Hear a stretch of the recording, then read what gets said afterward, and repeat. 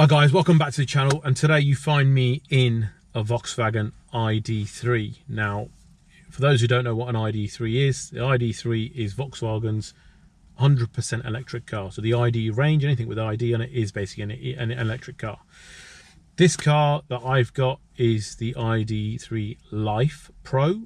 So Life is the entry-level vehicle, finished in Scarlet Silver, and it's got 18-inch aero steel wheels, which are standard. So to give you an idea of price, car is £32,990 plus the paint, which is £620.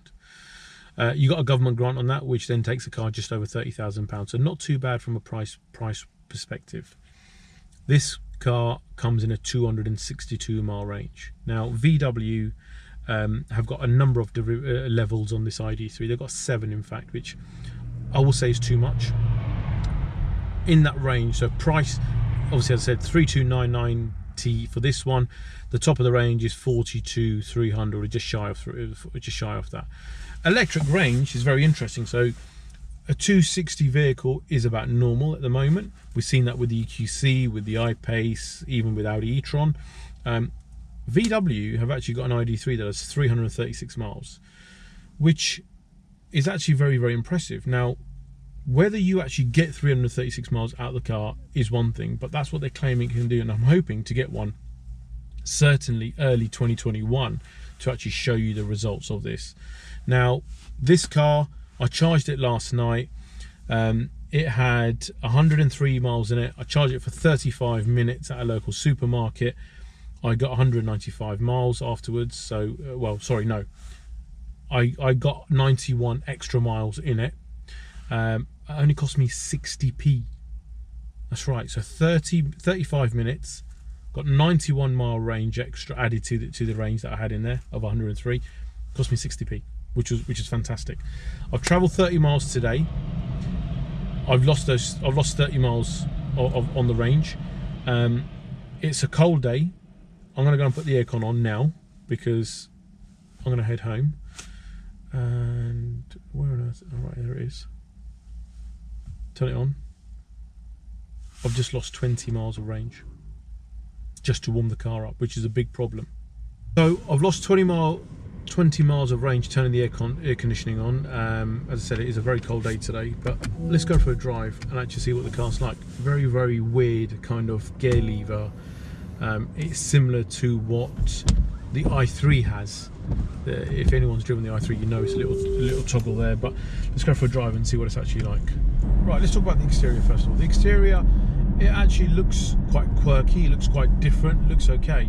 As I mentioned, this car's got 18-inch steel wheels on it, which kind of work on that aerodynamics kind of thing on an electric car, making it look a bit different. For me, I'd have one of the other additional option ones, which make the car look a bit better. The boot's quite reasonable, so you can actually enjoy the car, go shopping, probably go on a long distance journey without any issues on storage space. Now, I've not had this car long, and I only have it for 48 hours thanks to Listers Volkswagen who have sent it down to me. Now, this is, as mentioned, what they class as the Life Pro derivative, so it's the entry-level car. But as an entry-level car, apart from those horrid steel wheels on the outside, inside the spec's actually really good. You've got sat nav, nice big screen, you've got DAB radio, you've got automatic lights, heated seats. You need the heated seats at the moment, it's freezing. So now, you know, that level of spec is actually really, really good. What I would love to know is what the difference is between this and the top of the range one. I'm assuming it's going to be things like sunroof and different alloys as standard, and probably a different colour trim. Now, yes, you spotted it. It has got cloth seats, and they're actually quite nice. It's actually quite comfortable. We used to have a Polo back in the days, and that had cloth seats, and it reminds me of that. Really, really good quality cloth seats. Driving the car, my biggest concern, and it's everyone's biggest concern, is that range anxiety. You know, is that range going to do what you need it to do? Now, as I said, I had 195 miles when I left the house this morning. I'm now down to 164. I've got a 30-mile journey going home. You know, it'll be very interesting to see what I end up with.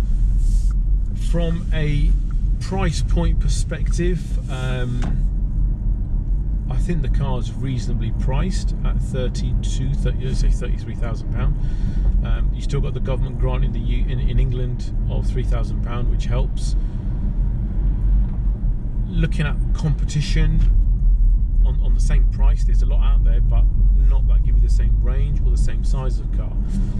So, you know, the Mini that I drove recently that you would have seen on the channel, that only had a range of 144 miles, but it's a lot smaller than this. I don't think you'll get 4 outlets in that comfortably as you would in this car. As you can see from the back seats, it's got a lot of space, a lot of headroom. You can get a good sized adult in there on a decent journey without any problems. Car drives really well. You can put your foot down. It does go, no noise. Again, the range is a problem. Quirky little things with the light buttons coming across over here rather than being on the kind of traditional right hand side of as you get in the car from the cabin. The actual driver's cockpit, I don't like it. You get one display, you get your speedometer, you get your range, and you got, in this car, you got your adaptive cruise control. I haven't found a way of changing that. I don't know if you can change that, but if you can't, then it's rubbish. I really don't like that. You actually need it to you know, showing the temperature outside, like, you know, everything is on. Temperature's there, but I expect a little bit more on it for £30,000-40,000. Big screen. A lot of it's come from the Golf. I haven't driven the new Golf as yet, but a Golf has always been a Golf. It's been fantastic. It's been that 7 out of 10 on every segment, because it's a Golf. Reliable, drives well, handles the road well, solid. This is built well. It feels solid. It feels, you know, engineered by Volkswagen and what you expect from Volkswagen. So in that kind of aspect, well done. I'm hoping that I can get a car for a longer period of time, which would actually allow me to drive it on longer distances to see if I can get the 263 miles it's claimed, or in the top of the range car, 336 miles. If you can get 300 miles out of a car this size now, today, well done. That's fantastic. If it's like anything else, where, you know, you lose 20 miles in the range, that 336 comes down massively, and that's where you're going to have the problem. Charging infrastructure is not there in the UK as yet. We know that. It needs to improve if, you know, we're going to be able to stop selling combustion engine cars by 2030 as the government want us to do. I'm not sure that's feasible. I'm not sure that it's going to happen. Only time will tell. Simple as that. I would still like to get into my car, which is a petrol, and drive that, and still rely on probably a diesel if I'm, you know, doing several hundred miles, because the fuel economy is just so much better. But as I said, time will tell on how good this car is. My initial thoughts, as I've mentioned, my summary on this car: I like it.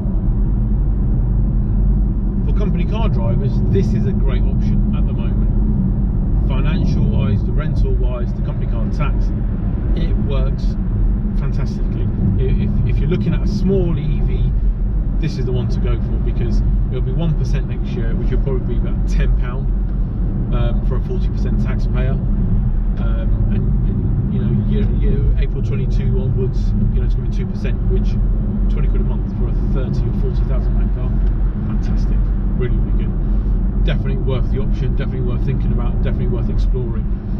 Certainly if you can't get any of the more expensive electric cars like the EQC, the e-tron, or the I-Pace, this actually could do it. 4 doors, good sized car. Guys, as always, thank you very much for watching. Let me know what you think of the car. I'm hoping I can get another one to give you a longer review. I have got more electric cars coming on the channel, so watch out for them. Do let me know what you think in the comment section, and give it a thumbs up as always. Thanks for watching. Bye for now.